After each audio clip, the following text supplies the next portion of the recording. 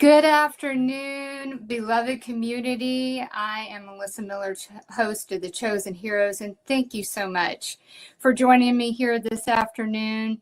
Have a very, very exciting episode. Anna Toledo and Richard Lighthouse from Targeted Justice are here to give us an update for all the great things that occurred at Targeted Action 2025 in DC, where they and other members of Targeted Justice, joined together along with many volunteers to make a difference in the awareness and getting the message out about what is being done to us, against us, the invasive targeted programs.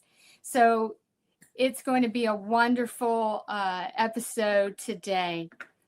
I want to kick off and give a shout out to Targeted Source LLC.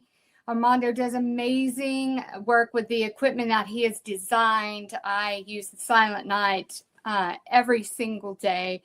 I just look at how my targeting and my sleep was before I had the device of the Silent Night.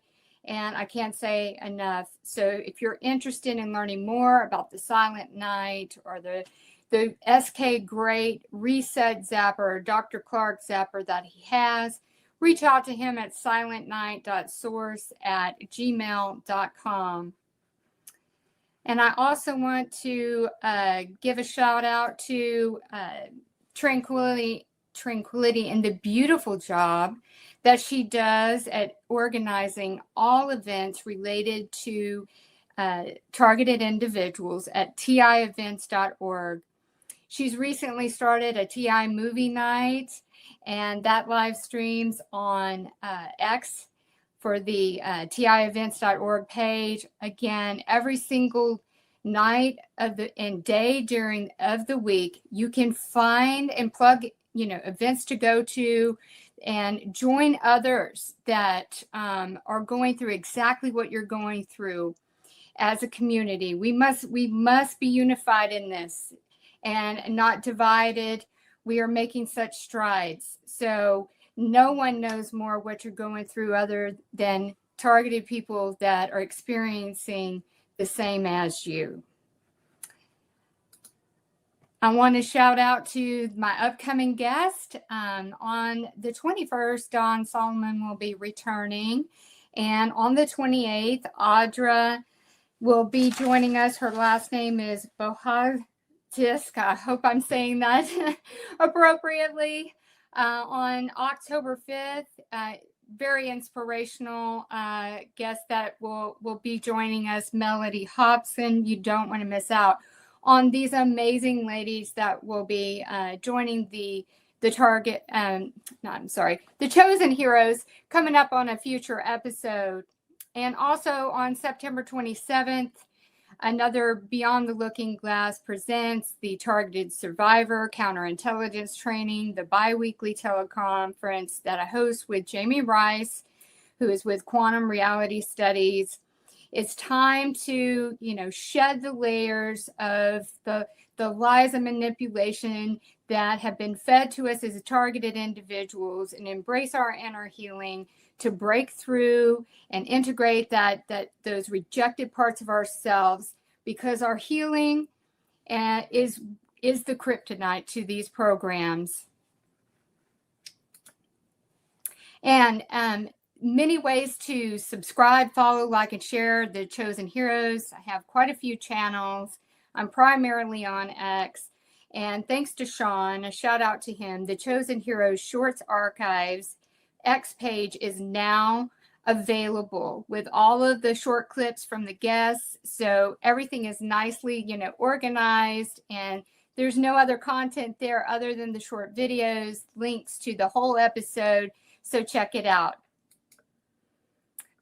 All right, so I'm going to bring up Anna Toledo. I'm just so excited. There has been so many great things that took place at Targeted Action. Anna, thank you so much for joining me today. Oh, wow, what an incredible event. We will show some of the photos that were taken. There were so many great things that occurred, multiple days, right? From the 5th through the 9th, every single day was just packed with spreading awareness. And do you want to take us through, what the first day was and the rally that you had, and share what the feedback from it? You're on mute, Anna. Sorry about that. Okay, That's thank you okay. for having me, Melissa. Uh-huh. Yes, it was an amazing. Well, we were there for a week, but it was an amazing 5 days, starting on Friday, where in the morning I went for a meeting with one of the two TIs that came from Kansas, that Sterling Battelle and Chris Metlin, that had scheduled a meeting for the morning, and we had the registration going. Kudos to Darren, who was an amazing volunteer registering. He's one of our digital warriors registering people there, and also Melody. And it was, it was a beautiful show of people, because it was as diverse as is our community, and people just came together in a very warm embrace, and everything went so smoothly that we were even shocked. No incidents, no accidents, no violence, no arrests, no arguments. It was a really good event, full of solidarity. That's amazing. And I know that probably some had some reservations with recent events that have occurred in Washington, D.C., within the streets, but you were able, to join together in a peaceful demonstration on multiple days and not having any incidents. So that is reassuring to those who may want to get those meetings scheduled with their congressmen and their senators in DC, and get the word out.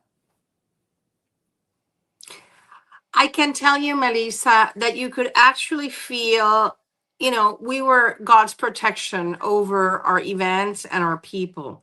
DC is now a very safe place to be. You see the National Guards, they go in sets of 4, these young men and women. And quite honestly, nobody got poisoned.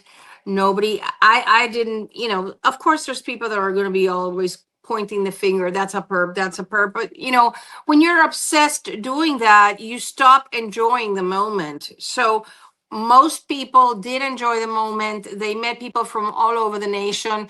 We have now targeted California going on with Marlena and Miguel. They're going to be organizing there, and that's going to be very powerful, because we know we have a lot of TIs in California. And this was one of the purposes, aside from knocking on the door of people in Congress and Senate.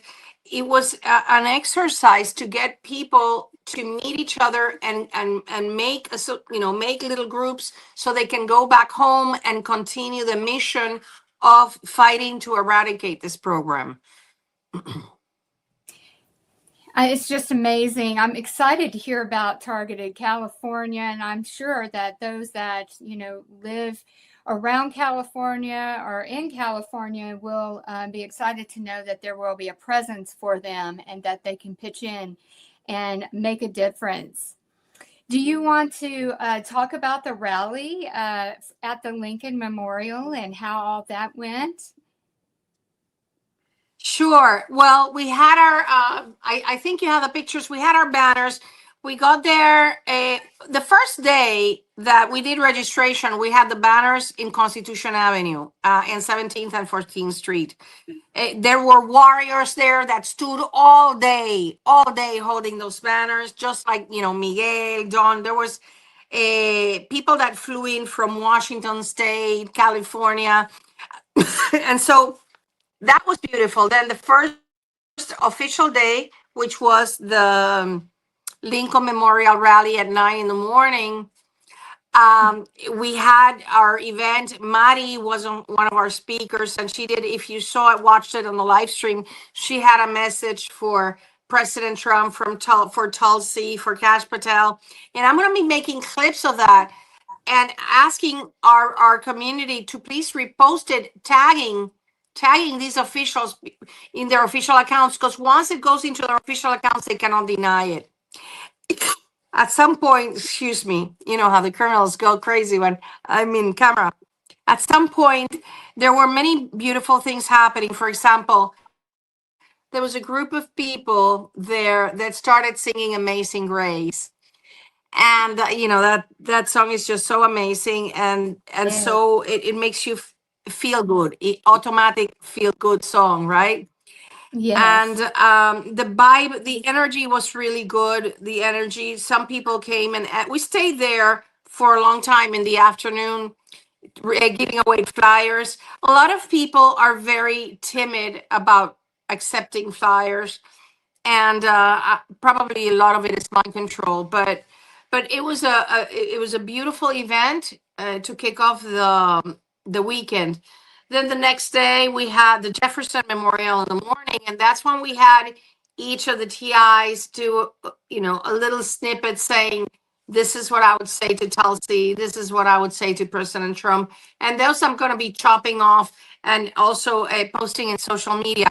I'm going to be posting all the pictures I have in the targeted action tab in targetedjustice.com. So if you have pictures that you have not sent me, please send them to me at tjustice2@proton.me so I can upload them. If you have videos or you have pictures that you want me to upload, I will be more than glad to put them in a photo album in this page, in this tab. So the Jefferson Memorial one, we did a group picture. I'm going to A put that big one up on the turnout. screen. Not as Yeah. many.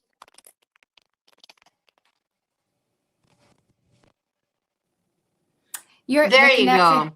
There Okay. you are. Yeah. Oh, Okay, well, that's not everybody. That's, I would say, 1/3 of the people that showed up. We had around 80 people that registered, even though 300 had registered online. I guess that a lot of people were, thinking, like you said, oh, something can happen, I'm not gonna go, but they missed out. And having gone to both targeted action, both the last year in Colorado was excellent, and this year was excellent as well. But this year had, we were able to visit with people in Congress and the Senate, and it sheds a light on what they are thinking. Most of them know that this is happening, or not, if not the entire thing, a great part of it. And their concern is, well, if I help you, how do I not get targeted? And that's what we have to focus our energy now into, training our community to demand local meetings with their representatives and speaking what they need to hear, which is all you have to do is act within the purview of your authority. Support Ana Paulina Luna's American Privacy Restoration Act. Include civilians in the Havana Act of 2021. Demand an end to the illegal surveillance through FISA 702. So these are things that are within their purview that would considerably help us shut down this program. But we need those that didn't make it there to make your appointment with your representative in your local office. Absolutely, that's very important. To have that representation from the state of where you're being targeted, and meet with that representative. And Anna, your mic has been going in and out. Is it a handheld one? Because it's like kind of going in and out. Because it's the It's the iPhone. So I don't understand. Can you hear me? Yeah, it just keeps going in and out, you know. It just kind of freezes up. Can you hear me clearly? Yeah, I hear static. Yes, but I hear a static. I hear static on my side. And this is weird because I had to get a new phone because I left the phone in the car and this, you know how these perps are. It disappears, but I take entire blame for it because I shouldn't have been absent minded and I shouldn't have left it in the car. So this is a new phone. It's not supposed to be doing that. But of course, you know how the criminals are. That they cannot stand that we do a single little thing without interfering with it. So let's just try to Right. get ahead. Keep on going with it. Yeah. Okay. All right. I'm going to bring up another photo. So this was this at the registration or what was going on here in this photo? Hold on. It's really I can't see the picture yet. Can you hear me? It's still really jarbled. Okay. Let me try to get this one. This one doesn't have the camera, but at least you're gonna have to. Let's go do this. Okay.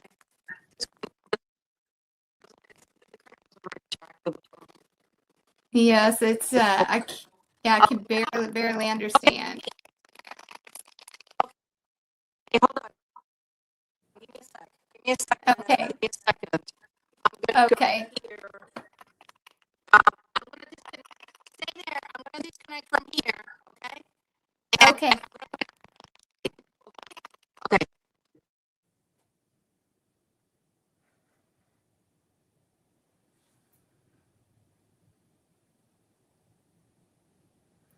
All right. And while Anna rejoins and reconnects, I'm just going to go through some of the wonderful pictures. I thought it was just amazing. Here is one of the banners. It looks like it's outside of the FBI headquarters.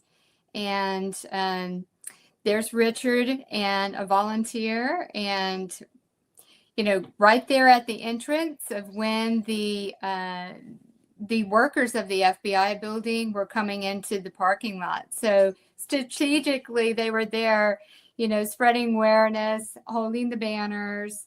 And I also want to make sure that everybody knows that every day Anna was doing live recordings at, you know, during the rallies and flyer, distribution and holding the banners and such. And each day it was a live stream through Rumble. It was on X. I've reposted the videos on the Chosen Heroes X channel too. You can watch those live streams. And it's just really inspiring the amount of people that were there, you know, to those that are targeted, sharing their testimonies. It's just it was so heartwarming and so motivational to see them there and representing us all around the world that are a part of this program against non-consensually, you know, out there explaining to others and, you know, talking to those that they are distributing the flyers to about the directed energy weapons being used against innocent civilians, men, women, and children all around the world, having to be subjected to torture and experiencing the anomalous health incidents of what all comes with that directed energy being upon us, and the psychological things and manipulations that, and the gang stalking, the voice to skull, you know, spreading awareness that this technology exists, yet it persists.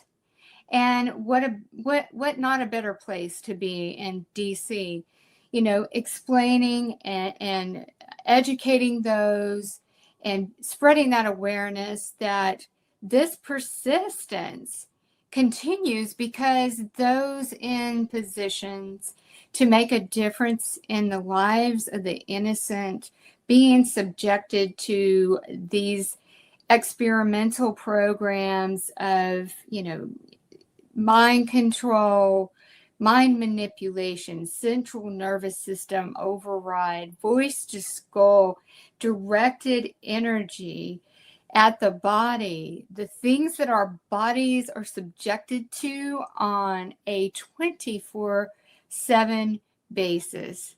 The isolation that being targeted brings to us, yet we are strong and we're standing in solidarity and we're unified in our front, saying we won't take this anymore. So that's why it was so important to be there, in the Capitol, where decisions and actions can be made to stop this injustice being done against us. So I want to share another banner that there was a image of that I was able to get. And this is from one of the live streams. And this one was directed at Pam Bondi and stating that stop the FISA lies. There's 278,000. And that number was, accurately recorded and represented from 2020. We know that number is much, much, much higher than it was back then. So let me bring her back up to the stage. It's connecting. It's awesome. On. Hi, Anna. Not on. Be careful, it don't fall. Hi, Anna. Okay, I'm here. Yeah. Can you hear me? Yes, I was just going over a couple of. I cannot. Okay, hold on.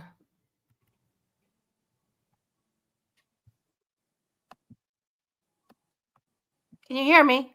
I can hear you. Can you hear me? Perfect. Awesome. Sorry about that. They totally hacked the phone, but this one doesn't have a Scuda camera, but it will have to do. Okay. Okay. Awesome. And I'm trying to remove my gavel background, and it doesn't allow me. I'm sorry about that. No worries. We'll go with it. So while you were reconnecting and everything, I went over with the audience a couple of the banners that were present, and I reminded everyone about the live streams that you hosted each day and where to go and watch those on Targeted Justice. Chosen Heroes has them as well. The Rumble channel for Targeted Justice. So all of that while you were gone. And yes, I love the banners. So it looks like there was a lot of creativity, eye-catching statements. And so when people that were just passing by, unaware of the program, what were their reactions to these banners? Well, there was a lot of honking in support. There was a lot of going like this. Remember, it is our belief, and Richard can tell you more about this when he first launched targetedjustice.com, that there is a huge amount of traffic coming from DC because it seems that even though it's not necessarily the most amount of targets in terms of density, in terms of per capita, probably DC is the place where most targets are, but they have to keep quiet about it because they don't want to be called delusional. So you have like RFK, Tulsi Gabbard, and a lot of people that we see that they're targeted. But so yeah, there was a lot of people going on like that because they knew what's going on. They know what's going on. Yes, and I really like this one, remove our names. And I was stating the 278, that 278,000 is from 2020. We know that number is much higher, and to remove us from the terrorist screening database, And the website, which is very catchy, which if somebody was passing by, they see that, that's easy to remember, targetedjustice.com, so they could go home and later look up and know what all of that was about and get more information. So it looks like the weather was cooperating and beautiful. Yes. The weather was perfect. Not the only day that it rained a little bit, and it was before our event, was Sunday in Jefferson Memorial, and then it cleared up and it was a beautiful day. And then that lady that you see there, she's the sweetest, holding that banner that first day, the sweetest person. She moved, I think, from Arizona and is moving in Virginia. She was so shy about it. But people from all walks of life came together. This banner in particular, the reason for the 278,000 is because that is the number that the FISA court cited on the FBI abuses on the applications between 2020 and the beginning of 2021, and Kash Patel included in his book Government Gangsters. So that is why it's such an eye-catching number, because this banner was created particularly for him, and thanks to Mr. Lighthouse, he was able to see it on the second day of protest at the FBI. So he'll tell you about that. Oh, I'm excited to hear about that. That we, y'all were able to get his attention to see this banner, and it's just a reminder that we are waiting for, him to take up action on our behalf. If anybody knows what it's like to be targeted, he should understand. And we know that there are such nefarious roots to these programs, and there's so many involved, whether it be private corporations, research facilities, and all of that can be connected to this. But something needs to be done to stop this. And being present in DC with the volunteers is a reminder that we are waiting on action. Do you want to, let's see, there was a photo, let me bring it up. This is the one right before you had dropped off and was signing back in. Was this the registration? No, this is interesting, because this one is in front of the buildings to the left that you see in that picture. That is the White House executive offices. But Richard can tell you now who sits there. I think it's the National Security Council. And then, but on the other side where we are is the Council on Trade, or the Trade Representative Office.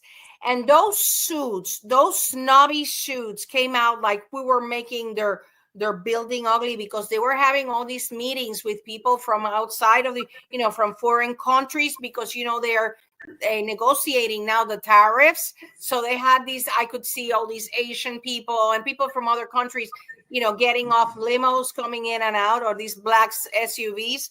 And so they called the police to get us kicked out of there. And so the DHS police, which is in charge of that building, came over. So what are you doing here? I'm like, we are peacefully exerting our First Amendment right to protest. So, and we are on public property. So they really had no choice but to leave us alone. However, they had 4 cops stay there watching us all the time that we were there. And is this what you're speaking of here, where you can see the officers? Yes. Here? Yes. And then there was down a little bit further down, we had 2 posts of banners, and where Richard was with the other group, they put a patrol car with the lights going, never stopping, as if there was some emergency going on. It's, the entire PSYOPs. Wow. Street theater. Is this an example of them? No, that was Kash. That let Richard tell you about that. That was Kash Patel's SUV. Yeah. Awesome. All right, I'll let him talk to us about that. So out of all the days, what was your favorite moment with the rallying, with the flyer distribution and the banners? Out of all the days, which one really just sat with your heart? Well, God, I had so many favorite moments because I we even went in front of I guess one of my favorite ones, because we laughed so hard about it. We went, Dominic Halpin, who is in our advisory board, he documented from the get-go everything, and he's going to be working on a documentary about our community. And so one day we went in front of the White House and did a little filming, and then as soon as I'm done saying something, this perp just goes by in a scooter. And it was just a hilarious moment, because for that evening when Dominic was reviewing his footage, it was, Dr. Sally and Maddie and I and Dominic, and we were just laughing so hard because we had gone through so much stress. Because I wish you could appreciate how much stress goes into planning and executing such an event, because we're always thinking that something can go wrong. The police can come and harass us. Somebody can break into a fight. So, there are all these, we might be missing something. The live stream won't work. There's always something going on, right? Right. And so that was a moment of just sheer laughter. One of the things that really, that I think one of the most memorable moments for me was that there was a TI. She's homeless, and an awesome TI from New York, Steve, took her in with his girlfriend, took her into his hotel room.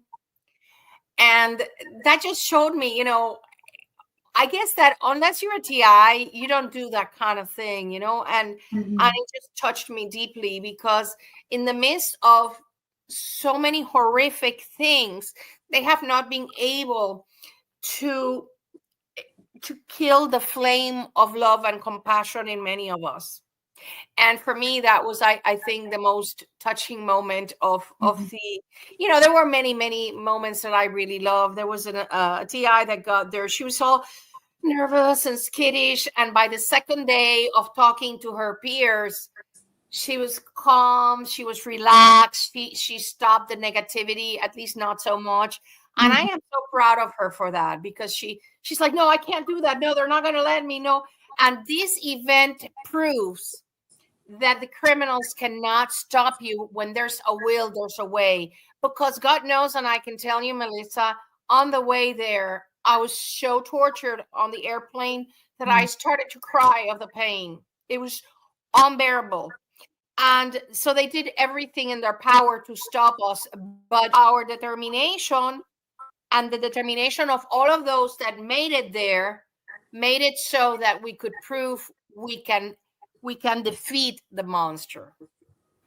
Absolutely. And I had mentioned to you, prior to you joining the podcast, that on Friday of last week, I was targeted with directed energy on my face really bad.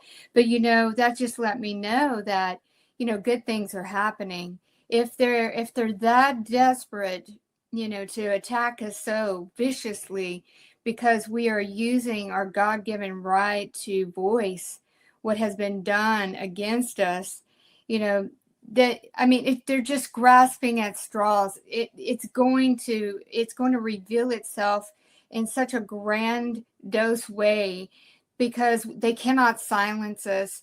And even though they do these horrific things to our bodies and all of the tactics that they use against us, they cannot turn our heart to stone, because we are good people. And even though we've had the most atrocious things done to us, we're still good people. We refuse to relent to this experience. We are using it as our stepping stone and awareness for those and others. If we don't take a stand, then there is no hope for humanity. I am a firm believer of that. We are ordained by God to spread this awareness, and we are covered by God to get these messages out. And no matter what little dirty tricks they try on us, very painful things that they do to us, we are still burning the light, the flame of awareness of what has been done to so many. Absolutely. I use the pain to fuel my desire to shut these criminals down. And I want to, and Richard will talk about it more if you want, but Team California, Marlena and Miguel and 3 others went up and down Embassy Row giving away flyers, because all of our TI friends outside of the United States have to know that this battle is not just for those covered by the Constitution of the United States, which is not being respected as it pertains to us. We are also fighting for you. And so all of these embassies got our flyers, and the Burns flyers and the TSDB flyers, so they are aware, because 95% of the targeted individuals are outside of the United States. So that was a really successful campaign that was done on the day of the Lincoln Memorial Day on Saturday. They burned, if you see the live streams, you will see how burnt my face was on the first live stream. It was completely deformed, but I don't care, because that's why they are providing the evidence of their malfeasance. It's there on the record, so they cannot deny it.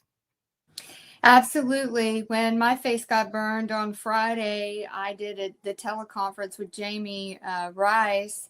And then on Sunday, I didn't even try to cover it up on the teleconference. I posted pictures.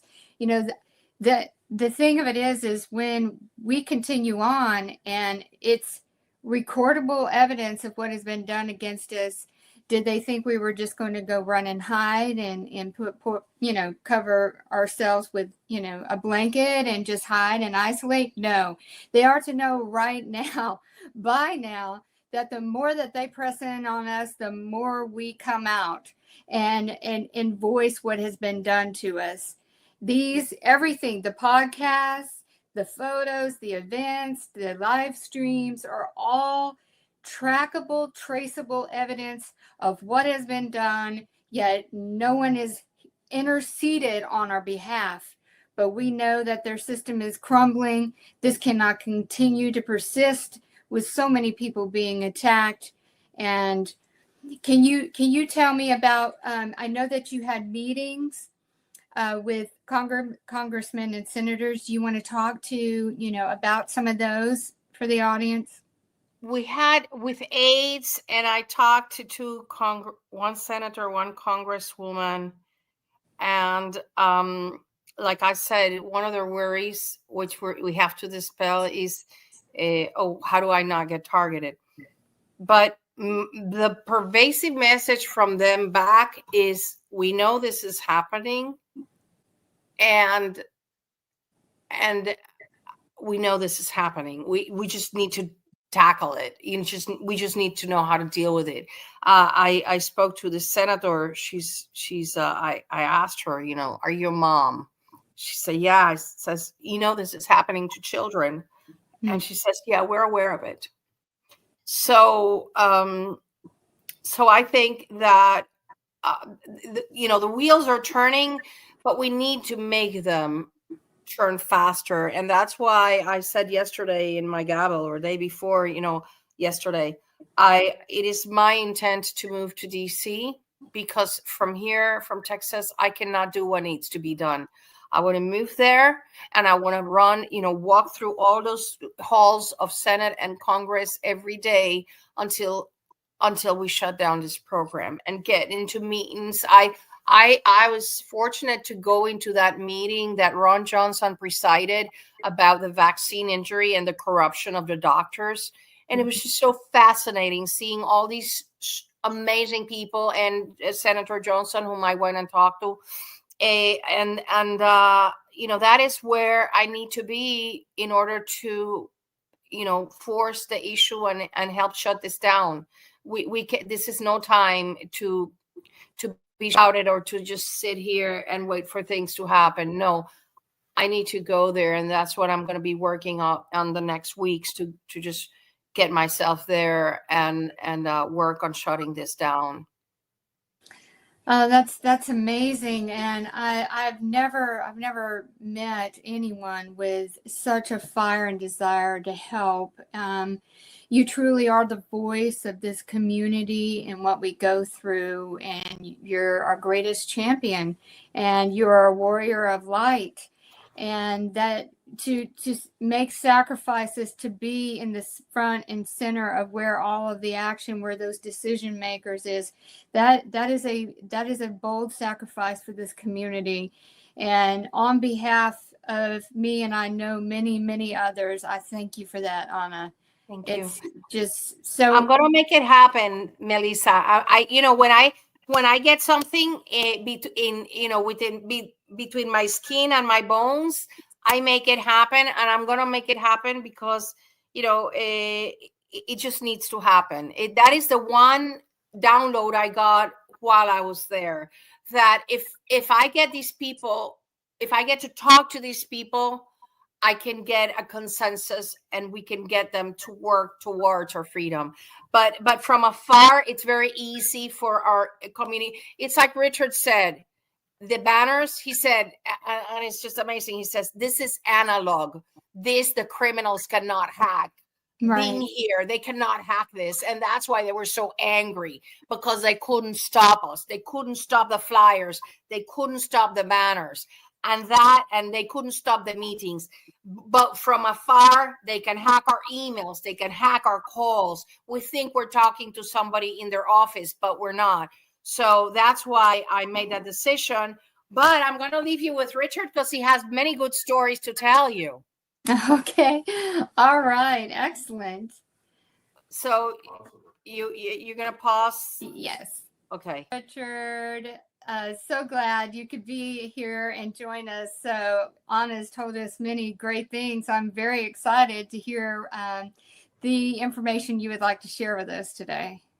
Yeah, thanks for having me on, Melissa. Thank you. So we're very excited about our trip to DC. We think we did a lot of good things. I think we properly represented the TI community. We made inroads in terms of exposing the program to many of the embassies who may be misinformed about what the TSDB is and how it's being used. So very pleased with some of our successes. And yeah, so if I can, I'll go through kind of a day-to-day list of the things that we did. So Friday, we started doing registration. We did some banner displays on Constitution Avenue, which is just on the south side of the White House. And we got lots of honks, and we had, more than a dozen people out there signing up at any time and helping us hold up the banners. And so that was productive, and we got people signed in. Keep in mind, we've got a lot of guys that people that came from all over the country that have never met another TI. So for them, just to meet another TI, and that for those of you that remember the first time you got to explain to another TI what was going on with you, it's very emotional. Absolutely. And it's very rewarding to actually have somebody listen to you and believe you and say, yeah, oh yeah, I've experienced that too. So we did a lot of that, a lot of sharing. And we went to dinner. And then on Saturday, we met early at the Lincoln Memorial. Lots of folks were there. We've got some good video on that's on Rumble channel. Mm-hmm. So we had a number of speeches, and some personal interviews were done. Dominic is doing a lot of testimonials, individual testimonies that are very powerful from TIs all over the world. And so we're really putting together a compelling story that we can share. Sunday, we were at the Jefferson Memorial. Lots more individual interviews. We did a group photo shoot. More. There you go. Yeah, that's More than 30 people were there. Some people were shy, camera shy, and didn't want to participate on camera for various reasons. That's okay. But we had a good group. A lot of volunteers went out of their way just to be there. And for some of these TIs, taking off work is a big deal. Right. So plus the travel expenses, and we understand that. So it's very helpful to see the look on their face and to see that they feel like we're exposing the program and we're going to get it shut down. So let's see. Then we went on. Then we did FBI. So Monday and Tuesday, there were lots of meetings with congressmen and senators. Targeted justice leadership team went to some of those, but some of those were also done individually by TIs that are in various congressional districts. So we don't have a good count of just how many meetings were done. I want to estimate around 15, maybe 20. We're going to follow up on those to see if we can get some productive feedback. So our goal really with these meetings is we'd like to have a hearing similar to the church committee hearings in the 1970s. We need to have the impetus. We've got to have compelling evidence. We've got to have a list of people that can sit up there and tell what's going on and make a continuous story that this illegal program has been going on for decades and has got to be defunded and shut down. And so we're not quite yet at the hearing level, and we need to keep pushing on these congressmen and senators to say, what do we need to do to get a hearing? What is it going to take? Right. What information do you need? And I understand their concerns. So we're trying to address their concerns and put together a viable hearing. So we keep pushing on that. In the meantime, we had other folks that were not meeting with congressmen or after their meetings. We met at both the FBI and the DOJ headquarters. We had some really good banners up there. We had banners that were directed at Department of Justice, Pam Bondi and Ed Martin. We had FBI banners for Kash Patel and Dan Bongino. So all of these are helpful in getting the message out. So we had these banners on display first thing in the morning for the thousands of employees that are showing up for work, either via car or they're riding in on Metro Rail, and then they come across the street and enter the building. So we tried to give them flyers. They definitely saw our banners. And, some of them, we had various comments from some of them. Some of them were like, one of the comments we got from an employee was, yes, we are well aware of the FISA abuse. It's being worked on or it's being looked at. So they're aware of it, but we need to keep pushing on them to get some progress. We also got some other comments. One FBI employee was walking in and said, well, you guys got a lot of nerve. Like, you don't understand who you're messing with. I didn't say anything back to him. I should have said, oh, yes, we do. And that's why we're here. But I think there's a misperception on some of their parts about who we are and what we're trying to achieve. We're not trying to ruffle feathers. We're trying to get a specific program shut down. And that is certainly within the policies and procedures of FBI headquarters. We had one FBI employee told us, well, we don't do investigations out of this building. That's all done at the FBI field office. And I said, well, the policy that allows 3-year-old children onto the terror screening database, that is something you can definitely deal with in this building. Right. And, so the points that we want to make for the FBI and DOJ is 3 major points, and this was on our flyer. And we distributed that flyer for folks that didn't see it. If you go to our newsletter that we published about a week before we went to DC, we published 3 flyers, one of which says, here's our 3 main problems with the TSDB. 1, 97% of the names have no known ties to terrorism. That's not our opinion. That opinion came from the Office of the Inspector General. Right. That's their job to look at and audit these things. And they determined 97% of the names have no reason to be on a terrorist list. There's no valid reason for that. There's no probable cause. There's no reasonable suspicion. So we've got banners that said that. the second thing is the children. We've got the children on the list, and that's completely unacceptable. The claim that a 3-year-old child is a suspected terrorist is laughably ridiculous. It's laughably ridiculous, and it violates the rights of that person. Even children have rights, and accusing them of terrorism because you might want to track their parent, that's not an excuse. That's a violation of law. That's like saying, could it possibly be generational targeting? Why the child certainly it is. Yeah, we there's no valid reason for making accusations against someone that didn't commit a crime. If you suspect the parent of the crime, then go arrest them. There's got to be probable cause and reasonable suspicion. But then to extend that to a child who clearly hasn't committed a crime and has no basis for reasonable suspicion or probable cause, it becomes a joke. It's just wrong on so many levels. And whatever dogma they want to bring up to justify it, it violates the Constitution. You can't follow somebody because they know somebody else and accuse them of a crime. They're basically accusing you of a crime as a justification to try to get to somebody else. And again, neither one of them have reasonable suspicion or probable cause.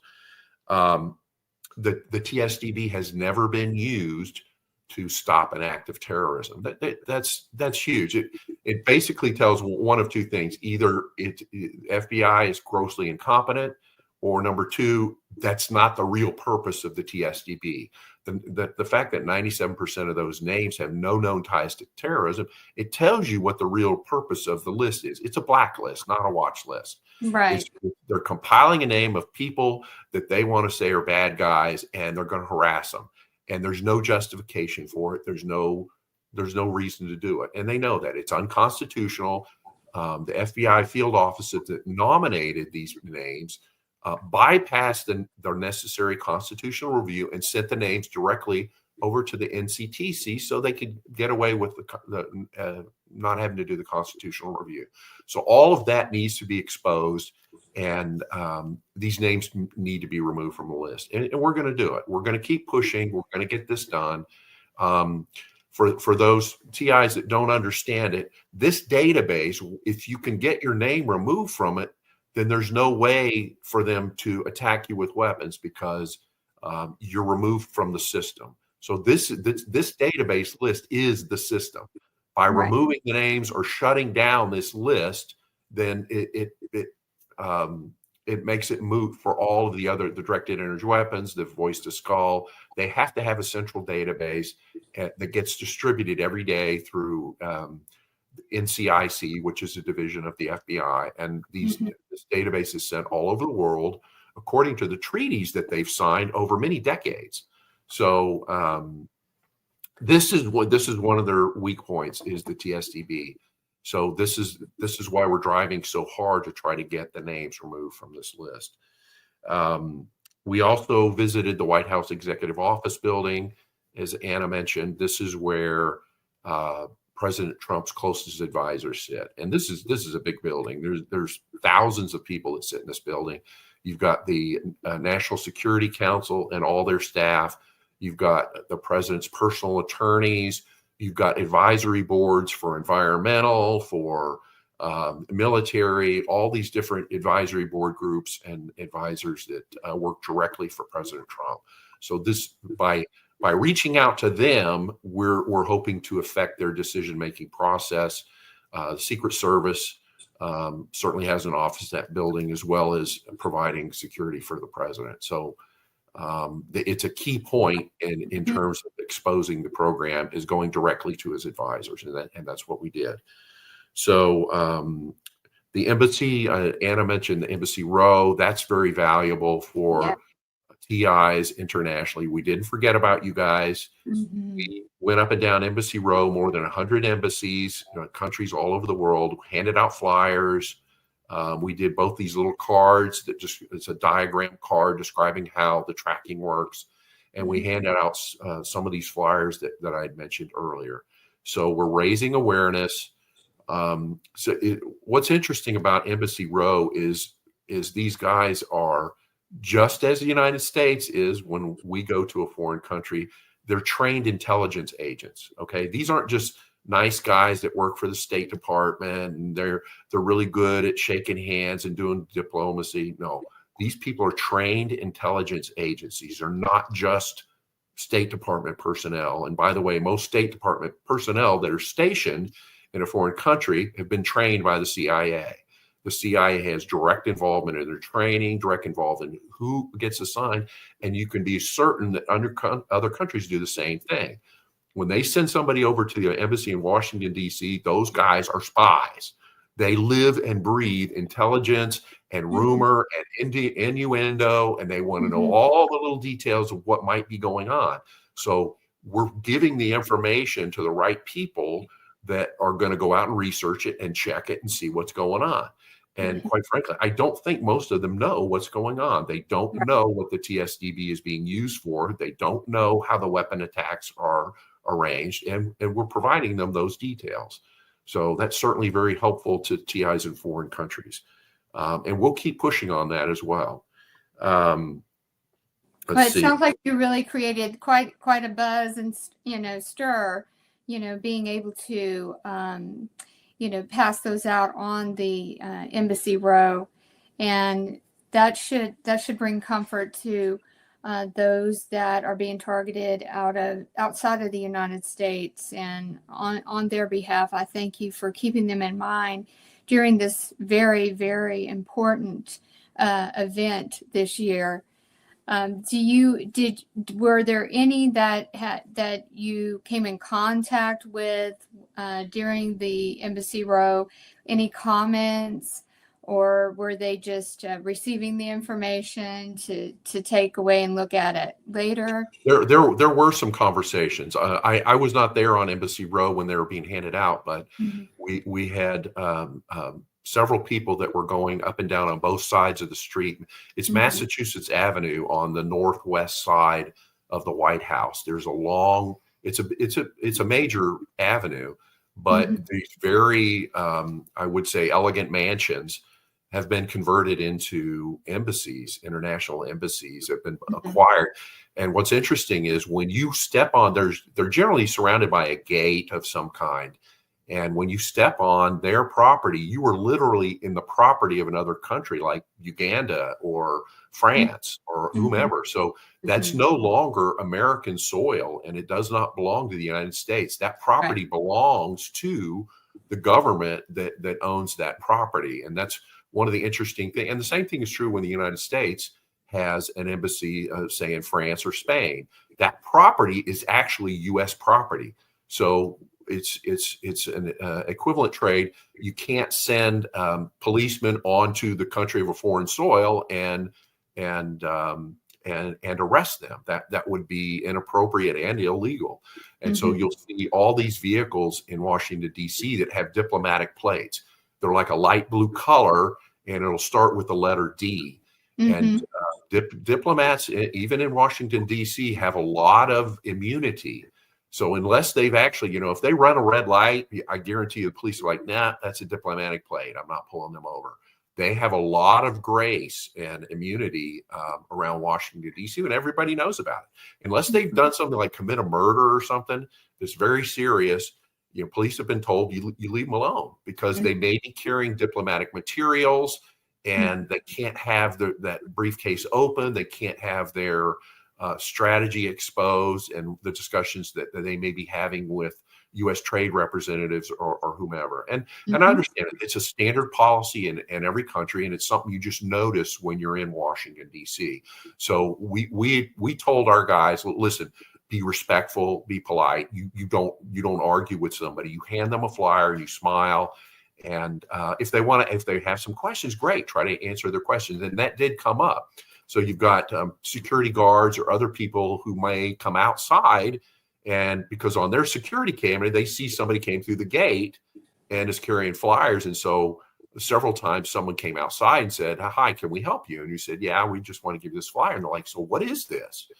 And so a conversation ensued. And so that's important. I think that helps us build credibility, but it's also important for our people that are distributing flyers to understand the delicacy of where they're at. They're literally standing on foreign soil. They need to be respectful and polite. Right. And so we emphasized that to our folks while we were there. So very interesting. And I know our guys got a big kick out of it, just seeing and interacting with all of these diplomats, some of the things that are going on. So we're very pleased that we could help our TIs that are in foreign countries that need exposure, particularly in the small foreign countries. I mean, they're being targeted. Their cell towers are being hacked and used without the government's permission, certainly without the private company's permission. And we're trying to get part of that information out. That's amazing. Such a great work and progress to get that information to those diplomats. Do you want to tell me about this picture? I understand from Anna that this was Kash Patel's vehicle, and he was able to see that banner that you were holding up. Yeah, I think we need to be respectful toward. There's a lot of black SUVs that look exactly like this. So just because you see, I need to caution, just because you see a black SUV, it doesn't mean it's Kash Patel. So or any other particular leader.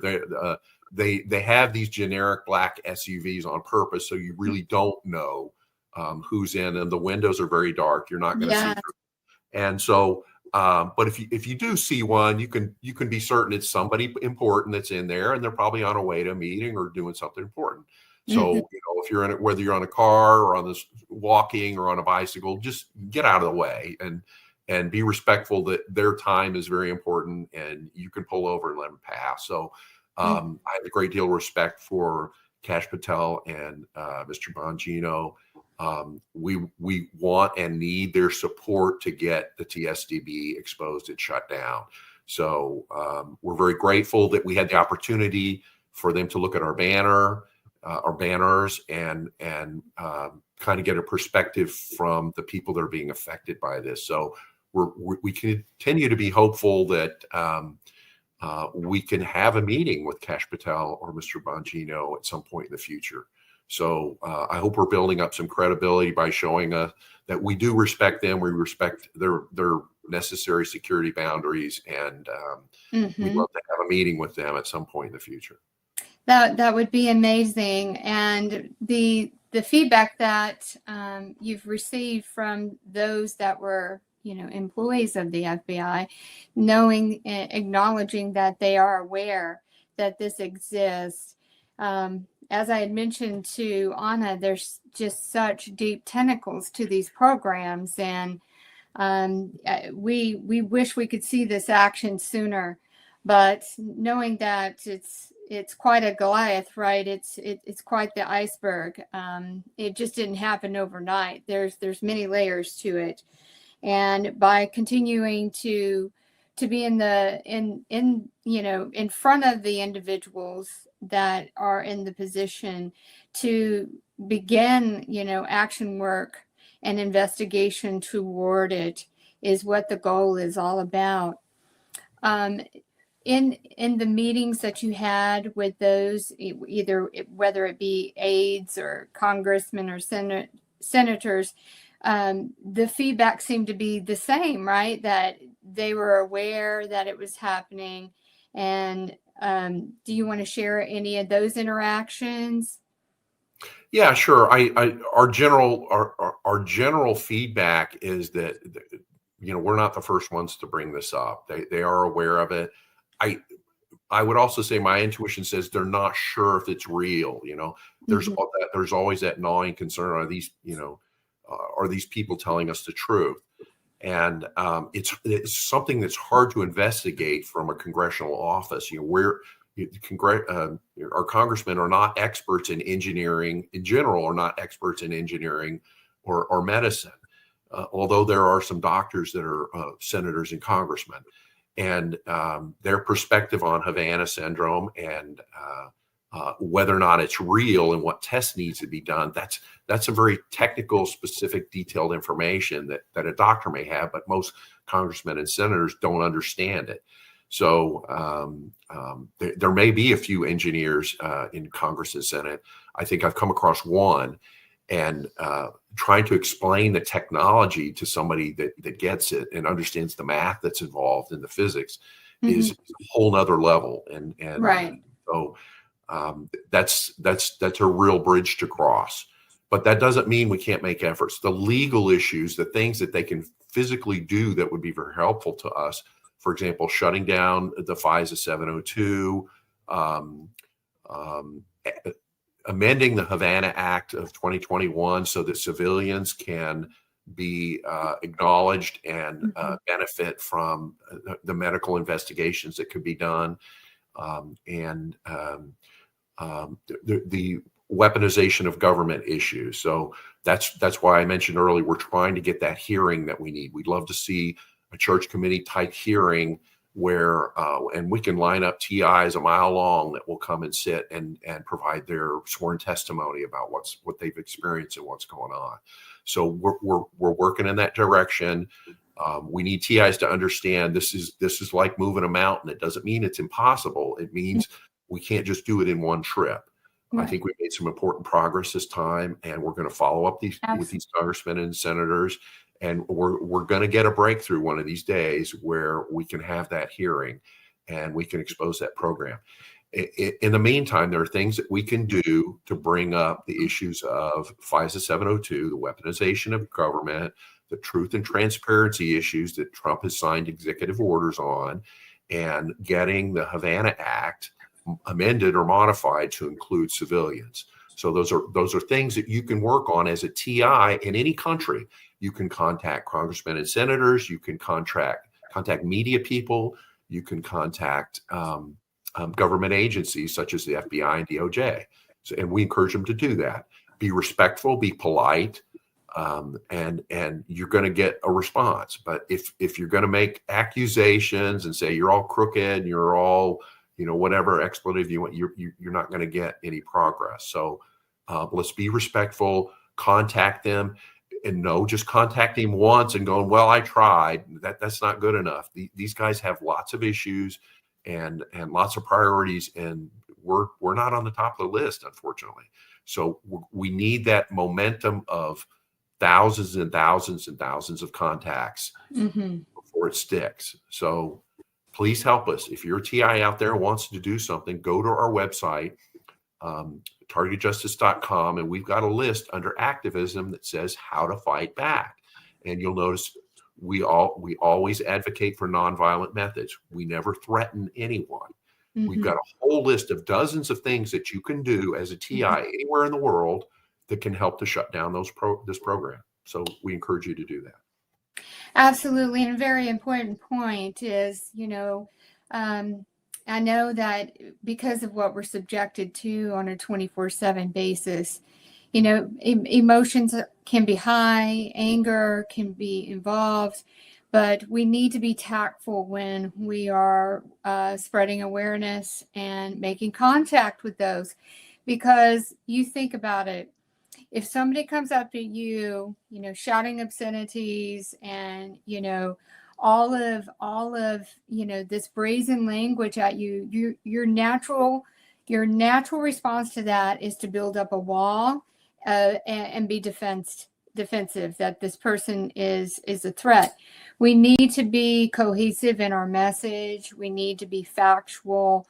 We need to try to make sure that our communications are non-emotional, and because the facts and the truth support what we are trying to represent.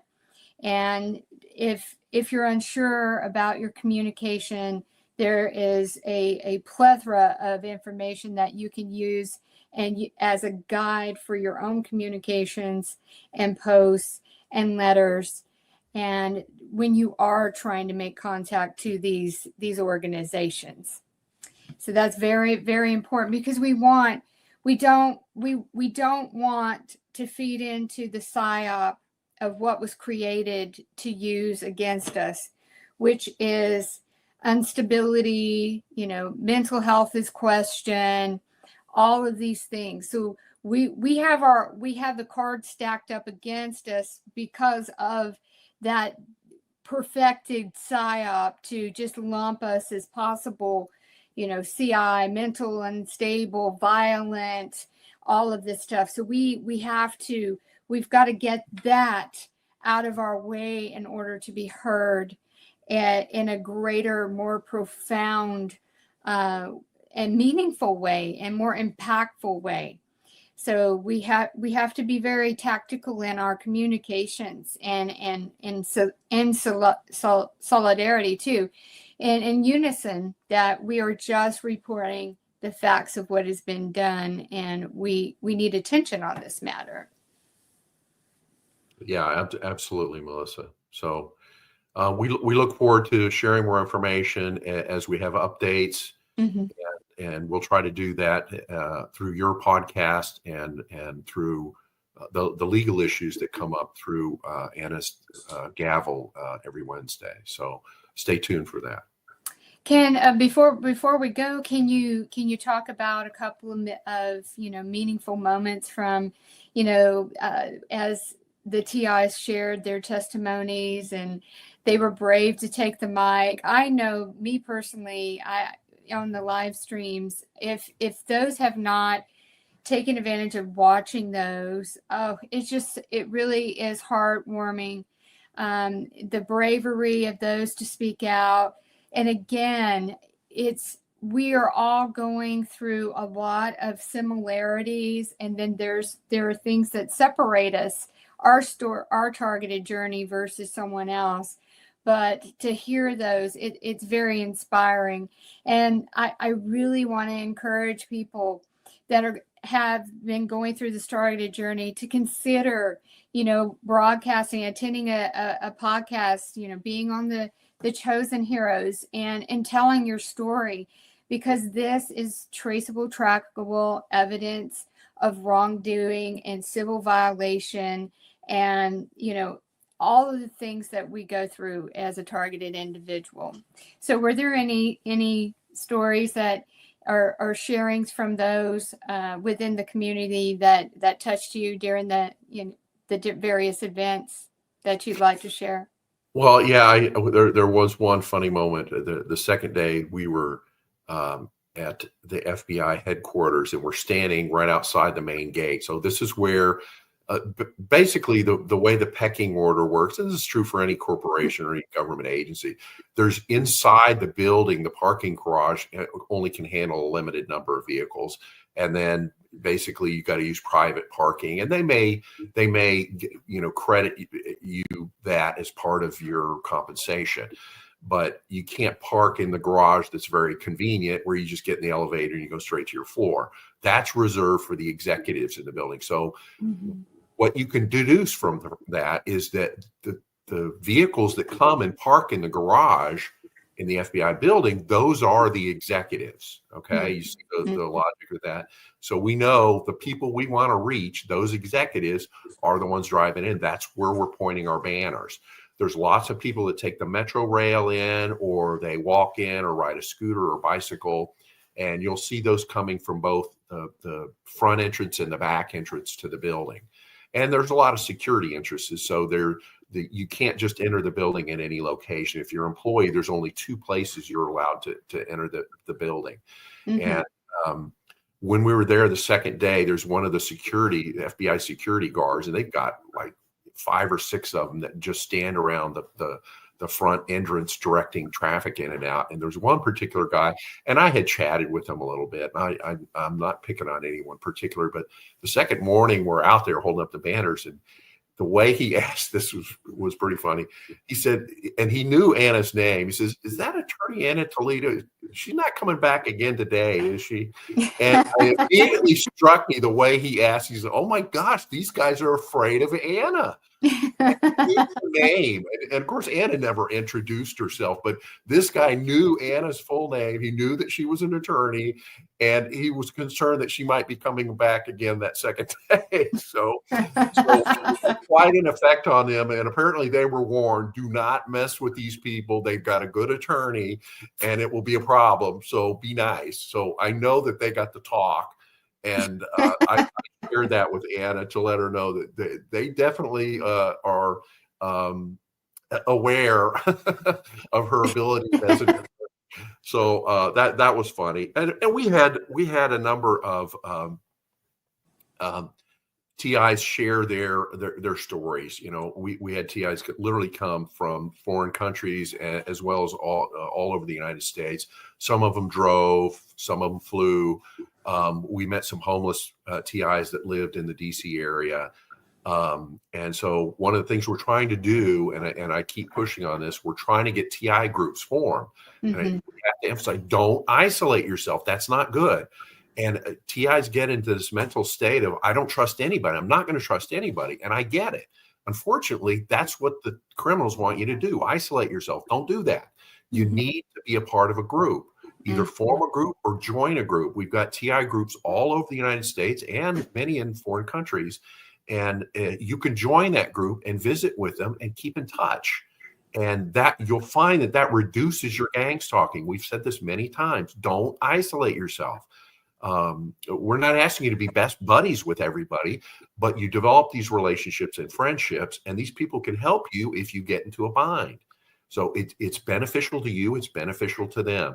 If you go to the website tievents.org, they've got a tab under there that's state contacts and identifies many of the groups that have already formed that have like a monthly coffee shop meeting. We recommend that. Saturday morning coffee shop meeting is what seems to work really well for these groups.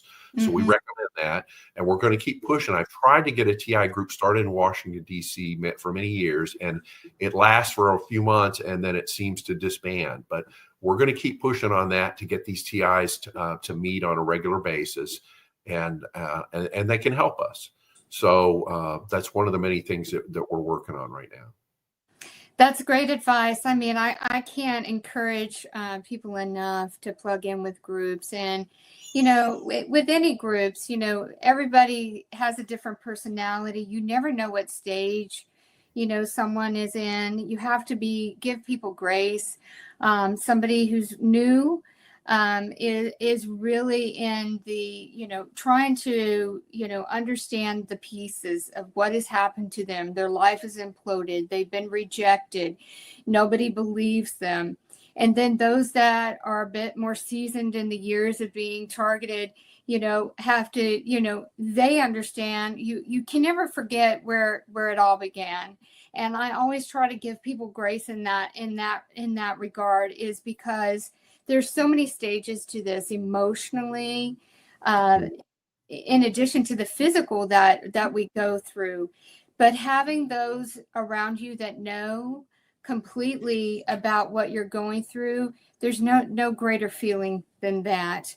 And we have to, like you said, we can't be, you know, reclusive. We cannot be isolated and withdrawn. We have to connect in, because that's very damaging to us, you know, psychologically, and it's disempowering when you cannot relate to, you know, what you're going to someone else and have it received and heard. So I'm a big advocate for tievents.org. There's many different ways that you can plug in, even through chats with the podcasts, the teleconferences, chats. So definitely everyone plug in. Richard, this is just exciting news. I'm so proud that what all was accomplished by the many brave TIs that were there with Targeted Justice at these events, you know, hitting the streets, spreading awareness to those. You know, the banners were great, had Targeted Justice website. You know, it's eye-catching. People go home and they look that up to see what was going on. What did they mean by TSDB, right? And then they right there, you have, you know, transferred knowledge to somebody that had no awareness. Yeah. I was very pleased with our successes here, and we will be back. So in the meantime, we want TIs to keep the pressure up. Contact your congressmen and senators. Here's the key thing that most folks don't realize. You can ask for a Zoom meeting, ask for a Zoom call.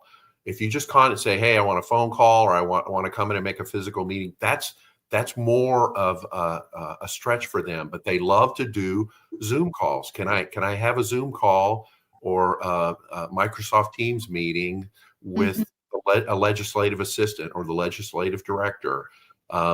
Remember that we did a newsletter. We don't recommend meetings with the military liaison. Those people are not going to help you. But other people that are on the congressman or senator staff, such as legislative directors, legislative assistants, chief of staff, deputy chief of staff, those are some of the people that can be very helpful to us in getting our story and information out. And you just write to them or call them and say, I'd love to schedule a Zoom, 15-minute Zoom call with one of your staff. And would that be possible? And if you don't hear back in a few days, you call again and say, this is my second request. I'm politely asking to share some of my information so it can get to the congressman. And just keep following up. And I promise you will get through. By the third time, when you say, this is my third request, they'll go, okay, this guy's serious. We need to have somebody meet with him. And you'll get a Zoom call, generally a Zoom call with them, and you'll get your 15 minutes to describe what's happening with you. You won't be the first one to call. They have heard of it, but you can provide your details. We recommend you talk about representing the entire TI community. Say, these are the kinds of things that are happening. When you talk about yourself, it sounds very self-serving. Mm-hmm. And that's less helpful in explaining what's going on when you talk about, let me describe for you what's happening to many targeted individuals. We get gang stalking, we get directed energy weapons that are operated by the U.S. Space Force. We get, many of us have voice to skull or hearing voices. It's a real technology. These people are not mentally unstable. These are real technologies that are being used. So I encourage you, rather than telling your personal story, try to represent all targeted individuals and explain what's happening to many of us. And you'll find that it's better received. You'll find that they're more willing to listen to you rather than doing a very self-serving, well, my neighbor is doing this gang stalking to me and the policeman won't help me. That's very self-serving. Yeah. They're more inclined to listen to you when you represent the entire TI community. So we encourage you to do that. Yes, I mean, that's a very good point, representing the whole. This is the examples. When we get too far into the details about our personal experience, that's where I think that they start to question us, because nobody can get exactly what we go through at that granular detail. But if we are prepared, Targeted Justice has so much great content on how you can represent as the whole. These are the things that people are experiencing. And then mentioning voice to skull and having, the patent numbers and information that support this. This technology is out there. It's so, hard for people to digest that it can be done against innocent civilians. But again, why would, children be on a terrorist screening database? These are all of the points. The flyers that, Targeted Justice has published has great bullet points of information to discuss in your meeting. You've got to be prepared, because you've got to make that 15-minute count when you do get the ear of someone that is, connected, to the Senate and Congress, even if it's, like you said, a legislative aid. But when you do get that time, make it count and be prepared and speak about the community as a whole. Don't go into the unique, individualized experience of what the targeting program is, but keep it, global. Correct. Yeah. Keep the big picture view, and your information will be better received, and you're more likely to have that presented to the congressman or senator. So that's our suggestion. Well, this has been so enlightening and so encouraging that, we're putting the waves out there. We're getting acknowledgement that, those understand that it's there. And we're holding them accountable by being that squeaky wheel of going, okay, something's got to be done. The future of humanity is dependent on this. we don't want children, growing up in an experience of being subjected to government weaponization, directed energy weapons, and going through what we are personally going through, month after month, year after year. We have to be the ones that make the difference, and to speak out and to continuously do it and not give up. The squeaky wheel gets the grease. We can't just try a couple of times. I know it's disheartening. We want things to move faster, but we have to continue the momentum. So, Richard, thank you again so much. Any parting words or advice for our community, or anything else that's coming up that our community should know that Targeted Justice has in motion? Yeah, keep the faith, stay strong. I know that you have good days and bad days. We do too. Keep in mind our leadership team, we are all targeted as well. We have struggles we deal with every day, and we are still out there every day working for you. And I don't need to reemphasize that our board of directors has never been paid one dime. Our volunteers that have put in thousands of hours have never been paid one dime. We do this because we care. And we want to emphasize that. We want you, don't lose the faith, stay strong. Go to our website, targetedjustice.com, and under the tab that says activism, there's an entire list of things you can do under how to fight back. Dozens of things that you can do, contacting your congressman, contacting media, contact the United Nations. There's many, many things that you can do. You can get involved. Don't sit there and wait for the system to take care of it. You can get involved and help us fight back. Yes, and everyone should know that their voice matters, no matter how you've been degraded, the things that you've been called, and those labels, those are not yours to carry. You are a child of God, and you have a divine birthright. You are not born to be subjected to this. Use your most powerful weapon, which is your voice, and speak out about what has been done in these programs. So again, thank you so much, Richard, for joining me here today and sharing this information with our audience. And thank you, Anna, as well. I'm so excited to see the upcoming post that will continue from the event for targeted action. Very exciting to know that Derek is putting together a documentary for our community. I mean, we have really exciting things in the works. So again, thank you so much. And I really appreciate you joining today. And thank you, Melissa. All right. Thank you. God bless. And everyone, tune in next Sunday. We'll do it again. Thanks so much, everyone, for your support. And please be sure to check out targetedjustice.com. If you feel that Targeted Justice have helped you in any way, please consider a donation. They also have a gift shop with a bunch of variety of different items that helps. And all this effort, these banners, these flyers, the trips to DC, it doesn't come for free. So we appreciate your support as a community, and God bless everyone.